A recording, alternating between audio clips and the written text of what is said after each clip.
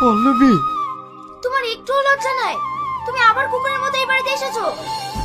দেখো পল্লবী, এই কুকুরটা তোমার বাড়িতে আর কোনোদিন আসবে না।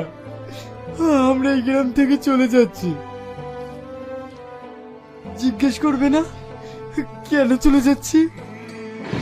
আমার আর তোমার স্বপ্নের বাড়িটা ব্যাংক দখল করে নিয়েছে, আর তোমাকে 10 লাখ টাকা দিতে হবে না, তাই আমি আমার জন্ম ভিটিটা বিক্রি করে দিয়েছি। এই নো টাকা, আমরা সারা জীবনের জন্য এই গ্রাম ছেড়ে চলে যাচ্ছি। ভালো থেকো। চলো মা।